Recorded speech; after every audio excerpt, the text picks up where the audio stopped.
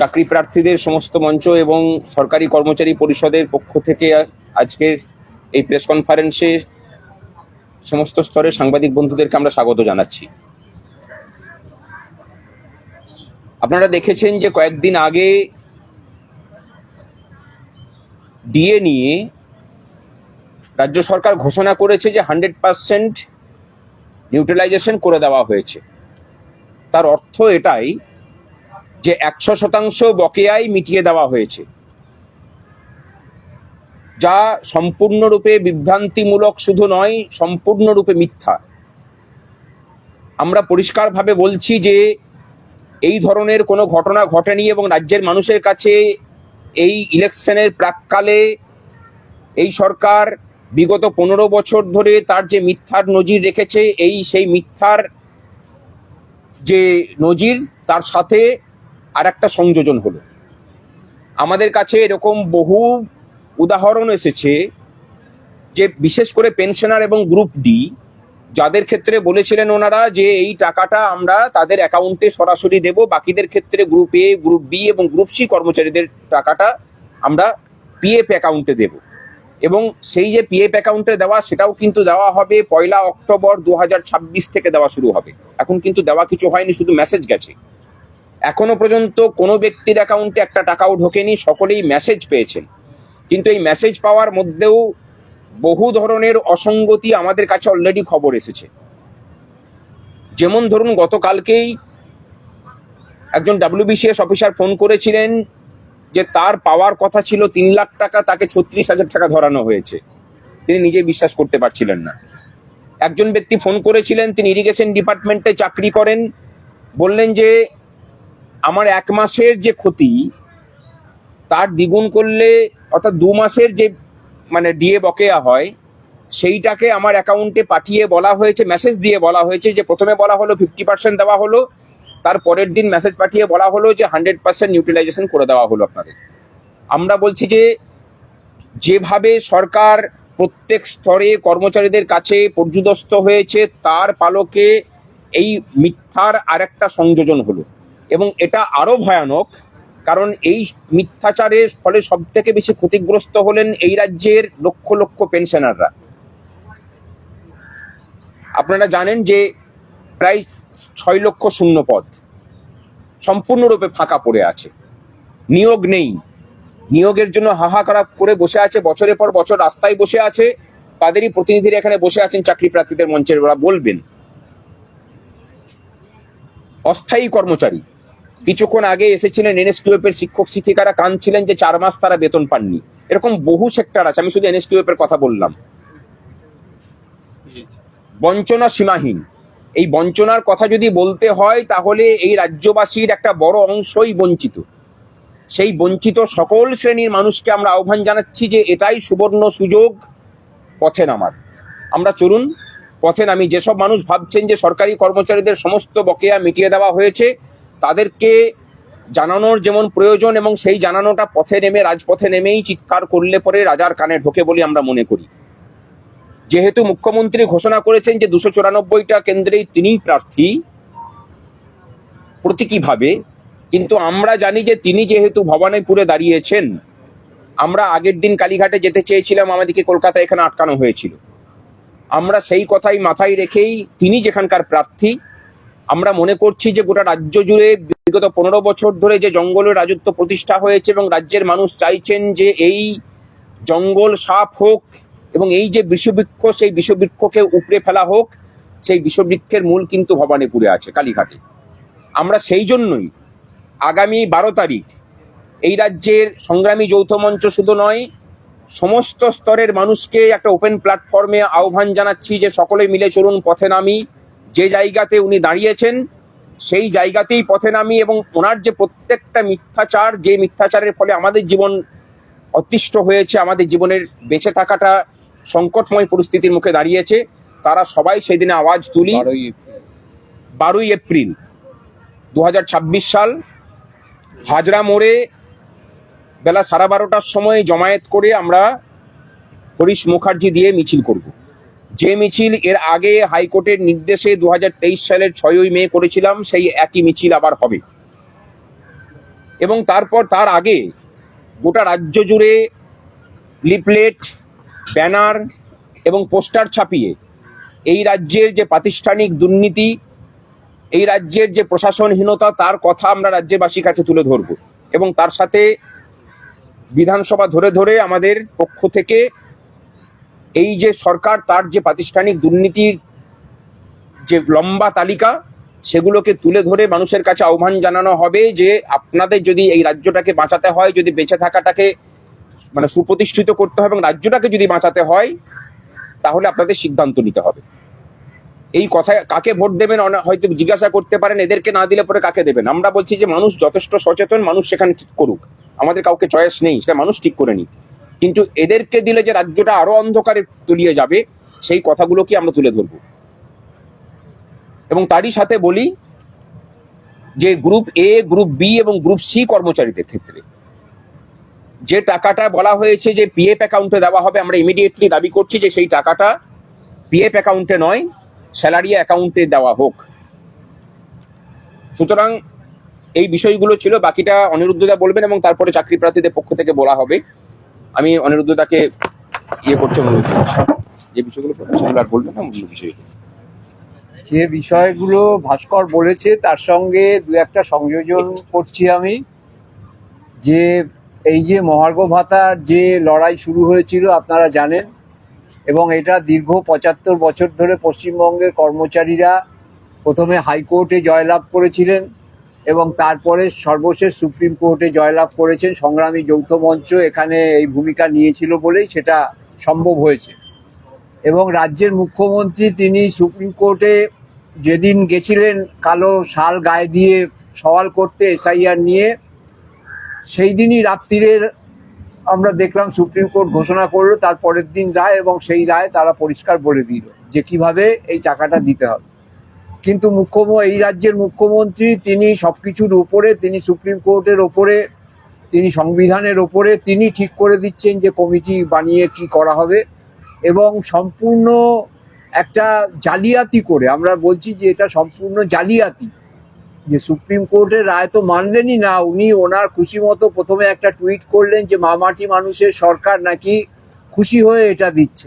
প্রথমে এইটাই হচ্ছে জলজান্ত মিথ্যে কথা। উনি বলেন যে উনি একবার বলেছিলেন যে আমি মিথ্যে কথা খুব একটা বলি না, তারপরে বুঝে গেছেন যে এটা বলাটা ঠিক হচ্ছে না, বলেছে আমি একেবারেই মিথ্যে কথা বলি না। আসলে উনি যেগুলো বলেন সেগুলো প্রত্যেকটাই মিথ্যে কথা, এবং উনি সেটা ভালো করে জানেন। মামাটি মানুষের সরকারের কোনো ভূমিকা নেই, এটা কর্মচারী, শিক্ষক, সংগ্রামী যৌথ মঞ্চের আন্দোলনের ফল হচ্ছে এই বিষয়টা। এবং সেটাকে কি করে কার্যকর করতে হয় সেটাও আমরা জানি, এবং সেই কার্যকর করবার জন্যে আমরা যেটা বলছি যে রাজ্যের মানুষ, তাদের সামনে কিন্তু পশ্চিমবঙ্গকে যে শেষ করে দেওয়ার চক্রান্ত হচ্ছে, যে বৃদ্ধাশ্রমে পরিণত হয়েছে পশ্চিমবঙ্গ সরকার এটাকে বৃদ্ধাশ্রমে পরিণত করেছে পশ্চিমবঙ্গকে। চাকরি নেই, তাতে এ রাজ্যের মানুষেরা বাইরে চলে যাচ্ছে, যুবক যুবতীরা বাইরে চলে যাচ্ছে। এবং মহার্ঘ ভাতা আমরা বারবার হিসেব করে দেখিয়েছি যে এতে মহার্ঘ ভাতা ঠিক মতো দিলে অন্য রাজ্য দেয় বলে সেখানে মজুরি বৃদ্ধি পায়। এটা যেখানে আপনার কেরালায় ১,০০০ টাকা দৈনিক মজুরি, সেটা এখানে ৪০০ থেকে ৫০০ টাকা। এটার কারণ কেরালা সরকার পুরো মহার্ঘ ভাতা দেয়, তামিলনাড়ু সরকার এআইসিপিআই অনুযায়ী দেয়। সুতরাং রাজ্যের অর্থনীতিরও এতে উন্নতি হয়। কিন্তু যারা ওনাকে এই পরামর্শ দিয়েছিলেন, তার অর্থমন্ত্রী অমিত মিত্র, প্রাক্তন অর্থমন্ত্রী, আর আরেকজন অর্থনীতিবিদ অভিরূপ বাবু, তারা এই যে অভিরূপ সরকার, তাদের এখন কিন্তু আর আমরা কোথাও খুঁজে পাচ্ছি না। তারা বলেছিলেন যে মহার্ঘ ভাতা অধিকার নয় দয়ার দান, সেটা কিন্তু আমরা এই লড়াই করে সেটা আমরা প্রতিষ্ঠা করতে পেরেছি, এবং তাদের আর এখন তারা কোথায় লুকিয়ে পড়েছেন আমরা খুঁজে পাচ্ছি না। তো সুতরাং এইটা কিভাবে এই টাকা পুরো আদায় করতে হয়, বিশেষত পেনশনারদের ক্ষেত্রে তাদের কোনো রকম ইনক্রিমেন্ট নেই, তাদের বাড়ি ভাড়া ভাতা নেই, তাদের এই বাজার দরের সঙ্গে সাযুজ্য রাখতে গেলে তাদের এই মহার্ঘ ভাতাই তাদের বেতন সঠিক সমতা নিয়ে আসবে আর কি বাজার দরের সঙ্গে।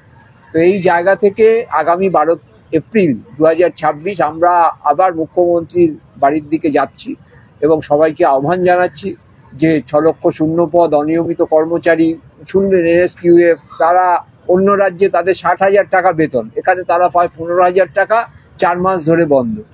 যারা ওই pump operator, valve operator, PHE জল যারা দেয়, সেই জল যারা দেয় তারা একবার ধর্মঘট করছিলেন 23 সালে, আর সংগ্রামী যৌথ মঞ্চের ডাকে তখন এক মন্ত্রী বলেছিলেন যে যুদ্ধের সময় নাকি জল বন্ধ করা চলে, যুদ্ধের সময় মাইনে বন্ধ করা চলে। যুদ্ধের সময় মাইনে বন্ধ করা চলে, 4 মাস 6 মাস 8 মাস ধরে তারা মাইনে পাচ্ছেন না, অনিয়মিত কর্মচারী 12-13 হাজার টাকা পায়। তো এই নারকীয় ব্যবস্থার অবসান অবশ্যই রাজ্যবাসীকে করতে হবে, এবং 12 তারিখে সেই সূচনা আমরা 12ই এপ্রিল সেই কালীঘাট চলো অভিযানের মধ্যে দিয়ে তার সূচনা আমরা করছি।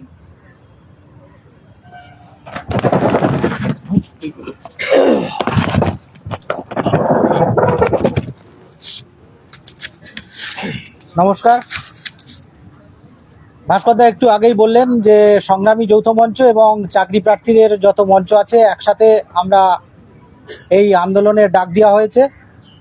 আপনারা জানেন, কেউ 15 বছর, কেউ 10 বছর, কেউ 5 বছর এই গান্ধী মূর্তির তলাতে, এই ধর্মতলাতেই, কেউ নবান্নের সামনে বারবার অ্যারেস্ট হয়ে লালবাজারে যায় চাকরি প্রার্থীরা।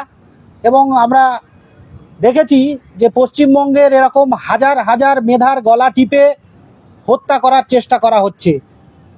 আমরা বলতেই পারি ভাতার রাজ্যে পৃথিবী গদ্যময়, পূর্ণিমা চাঁদ যেন ঝলসানো থালা। আমরা রুটি বলতেও যেন আমাদের বাজছে বিবেকে, যে সরকারের পর সরকার আসছে, এই বিগত এত বছর ধরে সরকার চললো, মাননীয় মুখ্যমন্ত্রী বারবার কি বললেন, ডবল ডবল চাকরি। উনি কি বলছেন যে মেধা মরে যাবে, সেই চিতায় কাশফুল জন্মাবে, সেই কাশফুলের বালিশ বিক্রি করতে বলছেন। যদি সত্যি সত্যি শিক্ষিত বেকার যুবক রাস্তায় বসে কাশফুল, বাদাম ভাজা, ঝালমুড়ি বিক্রি করতে হয়, তাহলে উনি ভুরি ভুরি ডবল ডবল প্রতিশ্রুতি চাকরি দেওয়ার এরকম কথা বলতে পারতেন না। তাই আজকে আমরা সবাই ঐক্যবদ্ধ হয়েছি। এর আগে বহুবার যাওয়ার চেষ্টা করেছি, বহুবার আটকানোর চেষ্টা হয়েছে, বহুবার অজুহাত দেখানো হয়েছে। আমরা আর কোনো বাধা মানছি না। আগামী যে তারিখ ঠিক হয়েছে কালীঘাট অভিযান, আমরা সবাই ঐক্যবদ্ধভাবে ঝাঁপিয়ে পড়ব। একটাই বলবো, দড়ি ধরে মারো টান, রাজা হবে খান খান। কতই রঙ্গ দেখি দুনিয়ায়, আমরা আর এই রঙ্গ দেখতে পাচ্ছি না। যতক্ষণ না পর্যন্ত আমাদের হকের দাবি, যতক্ষণ না পর্যন্ত আমাদের যোগ্য সম্মান, যতক্ষণ না পর্যন্ত যোগ্য অধিকার আমাদের ফিরে পাচ্ছি, ততক্ষণ পর্যন্ত আমাদের এই লড়াই চলবে। যতক্ষণ দেয়া আছে প্রাণ, ততক্ষণ আমরা লড়াই করে যাব। পুলিশের যত গুলি আছে পুলিশ চালাতে পারে, আমরা কোনো ভয় করি না, ভয় করবও না। আশিসদা কিছু না, দেবাশিস বিশ্বাস, চাকরি প্রার্থীদের তরফ থেকে। আশিসদা কিছু বলো না? ঠিক আছে, তুমি আমাদের মধ্যে এসে উপস্থিত হয়েছে সরকারি কর্মচারী পরিষদের প্রতিনিধি। আমি তার আগে আরেকটা কথা বলে দিই যে গ্রান্টি নেট খাতে কর্মচারীদের জন্য আজকে যে নির্দেশিকা পাবলিশড হয়েছে, আমরা দেখতে পাচ্ছি যে প্রত্যেকটা ক্ষেত্রেই ব্যাকডেট দিয়ে নির্দেশিকা পাবলিশড হচ্ছে। এটা আর একটা অসঙ্গতি শুধু নয়, সরকারের একটা অনৈতিক কাজও। অর্থ দপ্তরের কাছে রাজ্যের স্থায়ী অস্থায়ী সমস্ত কর্মচারীর সমস্ত ডেটাবেস থাকে, তারপরেও মানে শুধুমাত্র কর্মচারীদেরকে ললিপপ দিয়ে ঝুলিয়ে রাখার জন্য বিভিন্ন দপ্তর থেকে তথ্যগুলোকে চেয়ে পাঠানো হয়েছে। শিক্ষা দপ্তরকে বলছেন যে তোমার ডিপার্টমেন্টে কত কর্মচারী আছে তাদের তথ্য দাও, পঞ্চায়েত ডিপার্টমেন্টকে বলছে তোমার তথ্য দাও। পঞ্চায়েত ডিপার্টমেন্টের কাছে সব তথ্য না থাকলেও অর্থ দপ্তরের কাছে কিন্তু সব তথ্যই থাকে। সদিচ্ছার দরকার, সেই সদিচ্ছাটাকে নিয়ে আসার জন্যই আমাদের আগামী আন্দোলন।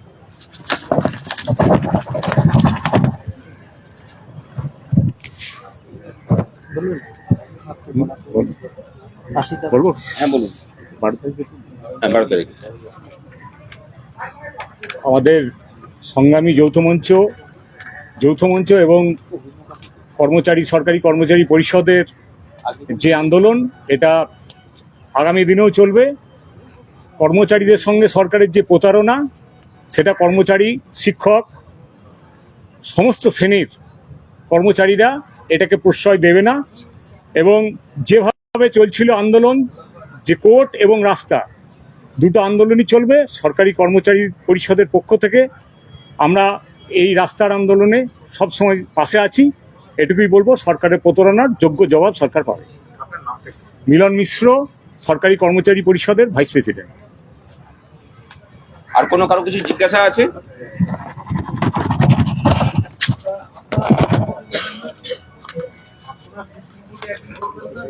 হ্যাঁ, সুপ্রিম কোর্টে তো আমাদের আগামী 15 তারিখে তো শুনানি আছেই। তার আগে আমরা আরো কিছু কাজ আছে। আমাদের সিনিয়র আইনজীবী মাননীয় শ্রী গোপাল সুব্রমণিয়ামজির সাথে আমাদের অলরেডি কনফারেন্স হয়েছে। আমাদের আইনজীবীদের যিনি কন্ডাক্ট করছেন বিক্রম ব্যানার্জি, তিনি এখানে আছেন উপস্থিত। সমস্ত বিষয়টাই আমরা রাস্তার আন্দোলন যেমন করছি, আদালতের আন্দোলনটাকেও মানে আদালতের যে লড়াইটাকেও সেটাকেও চূড়ান্ত প্রফেশনালি আমরা হ্যান্ডেল করছি। আমাদের আগামী যে শুনানি আছে সেই শুনানিতেও আমাদের পক্ষ থেকে, সংগ্রামী যৌথ মঞ্চের পক্ষ থেকে ভারত বিখ্যাত শুধু নয়, আন্তর্জাতিক মানের আইনজীবী গোপাল সুব্রমণিয়াম উপস্থিত থাকবেন। সরকারের এই যে প্রতারণা পেনশনারদের সাথে বিশেষ করে, এবং গ্রুপ ডি কর্মচারীদের সাথে এবং অন্যান্য সমস্ত স্তরের কর্মচারীদের সাথে, সেই তার সমস্ত তথ্য উদাহরণ স্বরূপ আমরা তুলে ধরব।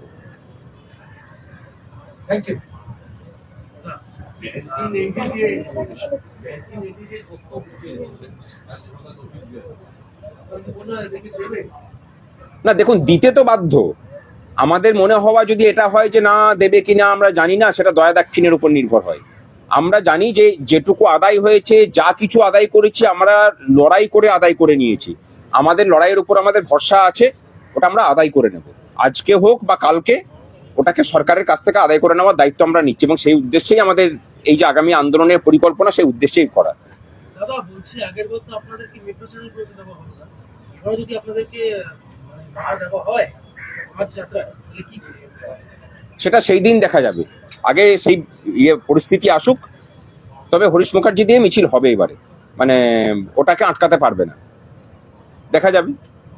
যতই সেখানে রাজ্যের অর্ধেক পুলিশকে পোস্টিং করে ওখানকার স্থানীয় বাসিন্দাদের জীবনকে অতিষ্ঠ করার চেষ্টা করুক, যতই সেখানে দুর্গ বানিয়ে রাখার চেষ্টা করুক, সেই দুর্গ ভাঙার ক্ষমতা যে আমাদের আছে, সেটা যেমন 2023 সালেও আমরা দেখিয়েছিলাম, এবারেও দেখাবো।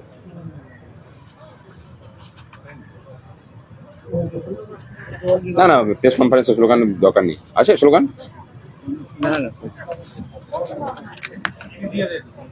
আসলে